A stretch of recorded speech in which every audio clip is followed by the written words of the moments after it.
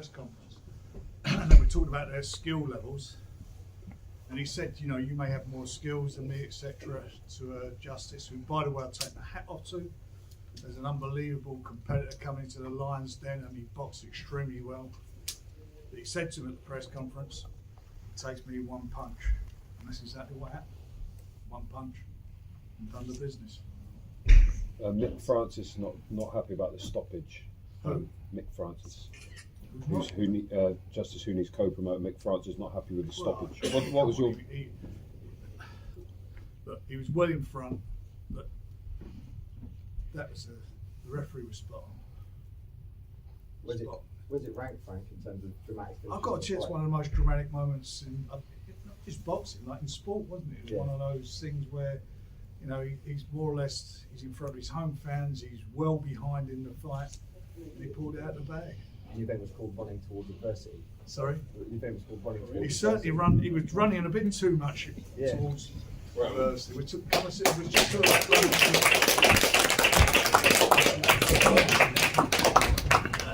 we was talking about running to adversity. Running into punches.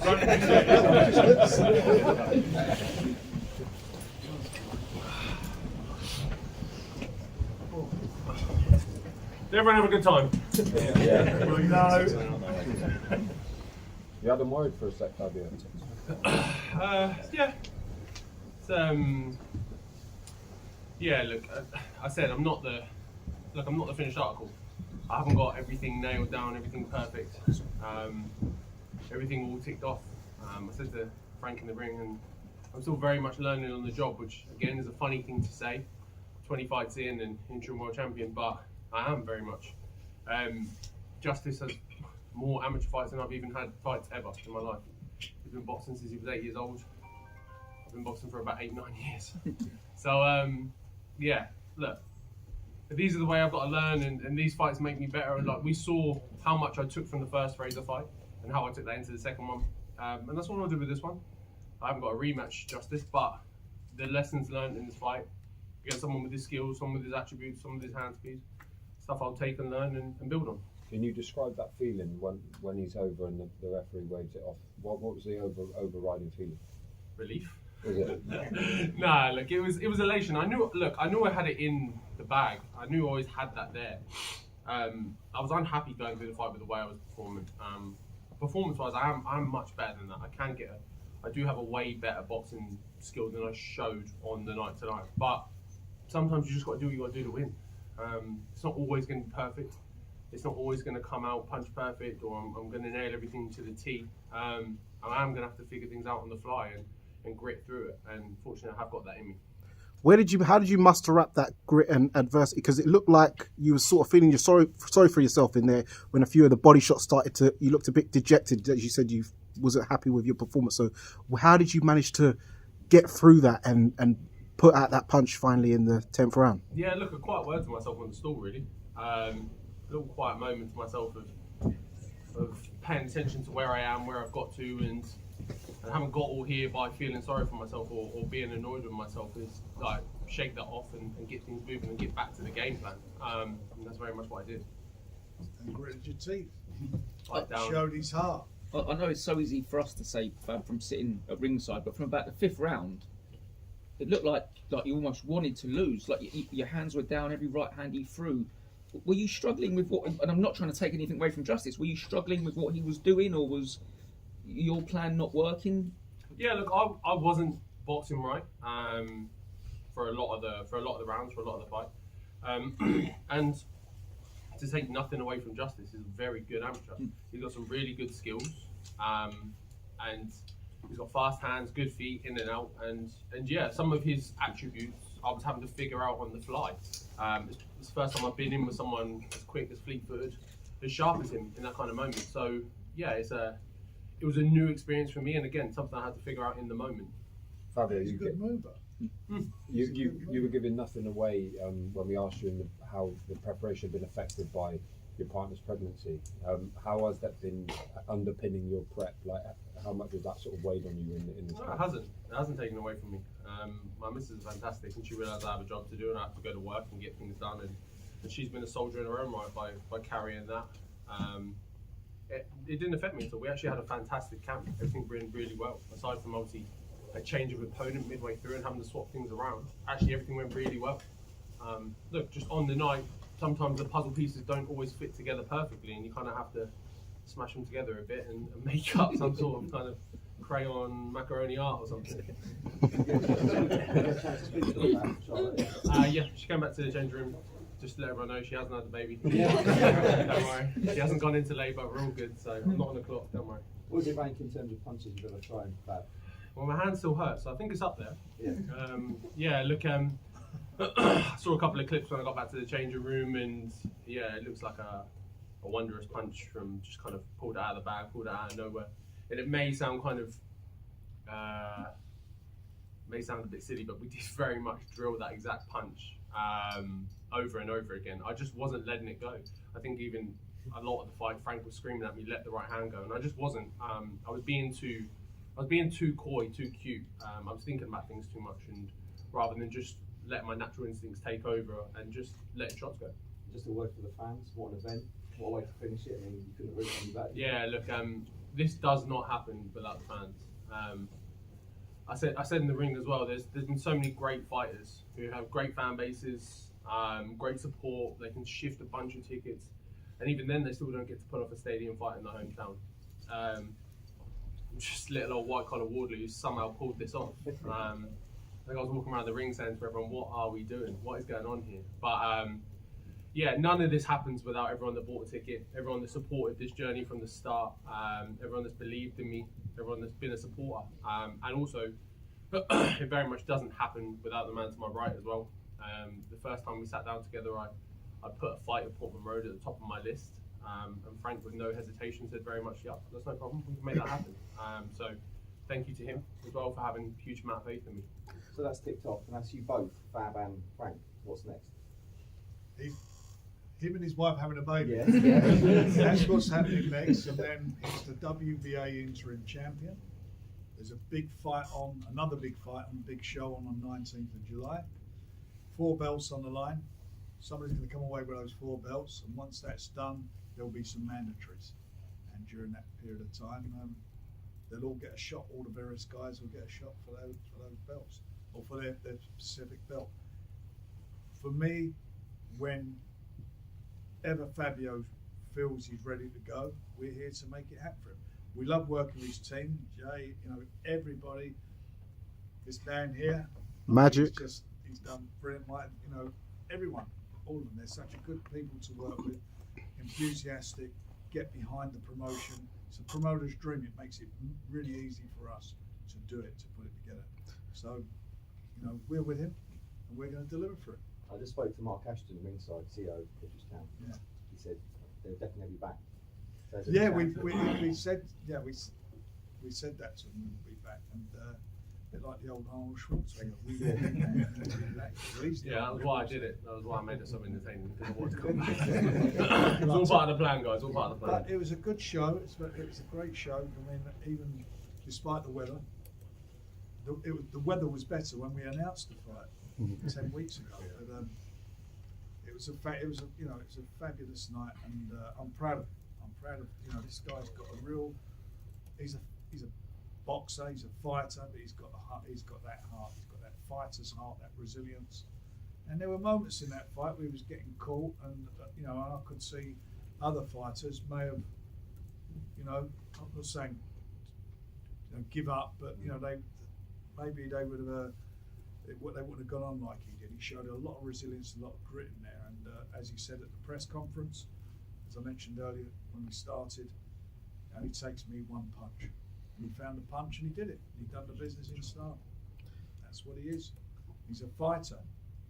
So Frank, you've done stadium fights from like Upton Park, Wembley, now Portman Road. How do you rank this in terms of atmosphere and event overall at Portman Road? Marvellous. I mean, the fans got behind their local hero. They got behind him. That's what it's all about. It's about promotion's about building an audience. It's about getting a fan base.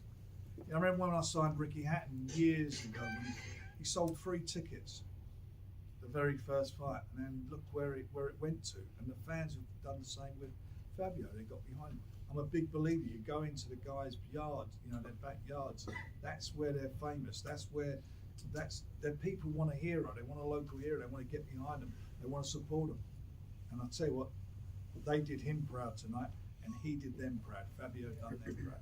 You know, Ipswich, bloody hell, boxing in Ipswich. Come on, what's going on? It was marvellous night. Thank you. Fabio, you mentioned there that you were maybe overthinking it. Was that because of Justis's ability to maybe get you thinking too much? And after this, do you think you maybe need a couple more guys of this level before you go in with the real seasoned elite? Because someone like an Usyk, for example, can really get people overthinking. I think you've mentioned that before from when you sparred with him. Yeah, of course. Look, don't get me wrong. The caliber of Usyk, that type of level of opponent, is extremely high. But we've seen how quickly and how much I can learn from a performance before. The first Fraser fight is evidence of that, leading into the second one of how I made the adjustments and changed things around. So I am very much a student of the game, a student of myself, and a student of the performances I put out. And me and the team will sit down, analyse them, exactly look at where we went wrong, things we did right, things that didn't work out, and we'll bring them into the next fight, regardless of who it's against. It doesn't matter. But no, I don't believe that. I believe that I'm very much ready for the top level. Those top guys, I have fight changing, fight ending ability. That's always in my pocket. Look, a man like Justis Huni did pretty well. I've kind of having that in his bag all the way through. So yeah, I think I've got that mixed with some skill and some abilities in there as well. And I'm always learning. And some heart. I have everything I think it takes to win at this top level. Michael, just talk to me about, for you, assess the performance and the journey to this point right now. I think Fabio showed great commitment. Like I said, most people in there would have quit and gave up, but he stayed determined and he believed in himself. That's one thing that he has, that special ability to never cave in. And he's shown it time and time again. And no matter who it is, it's going to be the same result.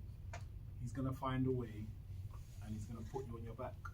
No matter what heavyweight it is, any name you mention, if it gets tough, he's going to grind it out, and then he's going to get you out of there. Because that's his mentality. He's built different. I know we talk about this, the white collar, but he's a very special athlete. He's an elite level athlete. He just never had the opportunities that others had when he was going through his journey. And now that he has the talent and he has the opportunity presented to himself, you see what he can do. He's a natural born fighter. That's a fighting man. When you talk about a fighting man, he knows how to fight naturally.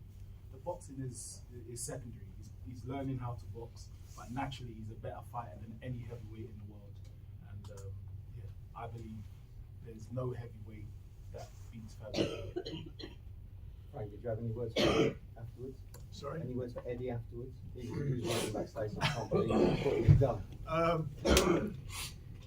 I mean, he was. I think he was shocked. Yeah. But then again, I've got to be honest. I was shocked. Yeah. I don't mean to be disrespectful. I mean, suddenly, he pulled it out of the bag, and it was. It stunned everybody, didn't it? It was a stunning moment. He was laughing around before. Yeah, they were just. Yeah, they were shouting out, "Stop it!" Yeah, Remember? yeah, yeah. They were shouting out, "Stop the fight!" I'm actually up there. I was going to turn around. I said, "I think the fight's been stopped." Fabio, how does it feel to finally be the one to actually make Frank Smith commit to serving teas down the Queensbury office? Oh, that's perfect. Poor old Frank. I'm making sure I'm in the Queensbury offices that day. I'll be on all sorts of tea, coffee, biscuits, the lot, mate. Yeah. Look, it's a great feeling. It's a good bit of healthy rivalry, healthy competition. Look, I've got a lot of care and love for those guys as well, because they did help me out in the early part of my career. But look, it's always fun to win a little bet, win a little jewel like that. Congratulations once again. The thing, we're all working together, and it's making these fights happen. So it's good, and we're all. Yeah, and the fans are getting entertained. You guys are enjoying it. I mean, we're all in this. This is a great moment. The heavyweight division is the first time in the 21st century is alive. There's big fights happening all the time. The best are fighting the best, entertaining fights. It's just fabulous. This is what it's all about. This is what we all love. This is what we want for our sport. And this is what fans want to see. And you watch it all on DAZN. on the zone. The last- One subscription. Fabio. Just a quick one. Obviously, everyone knows how much it meant for you to fight at Portland Road. Did it kind of live up to everything you dreamed of? Right. Yeah, lived up, exceeded, went overboard. Look, I did say in the build-up to this, my lot will turn up. They will be loud. They will be heard, and they did that in abundance. That ring walk was special. I've had some good ring walks in my time, but that one, just like even it's a funny thing because even the rain like added to the effect of it. It created a mood. It created a feeling to it, which just put this air of something special was about to happen. And yeah, maybe I didn't know how special it was going to be or how dramatic it was going to be, but I knew very much that everyone that turned up, everyone that was in their seats would very much make their voices heard. Fabio, how many of those type of fights do you want to have in your career? I think I've had my fill. A couple more of the last one with the first round knockout. I'll take those every day. Yeah, look, the game's the game. There are going to be moments where I'm going to have to graft it out, grind it out like that. Very much, I do not want to keep taking years off my life like this, but maybe I have a screw or something loose, but I do absolutely love it. Like the occasion, the moment, the buzz, the build, like there's nothing better. It is intoxicating. It very much is. But yeah, maybe I'll keep my hands up a little bit more. I remember One more question. the first Fraser fight. You said your mum didn't like that one. What do you think? Yeah, she didn't, and I'm sure she'll be giving me a bit of a telling off tomorrow as well. Especially considering she was sat next to my missus, and she'll have a go at me for all the stress I put her under. But it's all fun and games, isn't it? It's all for the love of the sport. Honestly, I absolutely adore this sport. It is like it's changed my life, and very much brought me to a place that I never thought I would get to, heights I never thought I would reach. I was very much just, look, I got into the sport for the love of it and just thought, yeah, look, have a crack, give it a go. And somehow, fucking hell, we pulled on Portman Road. I don't know what's going on. I was in the ring saying to people, I was going, what are we doing? How have we got here? What is going on? But yeah, look, I'm just looking forward to many more nights like this.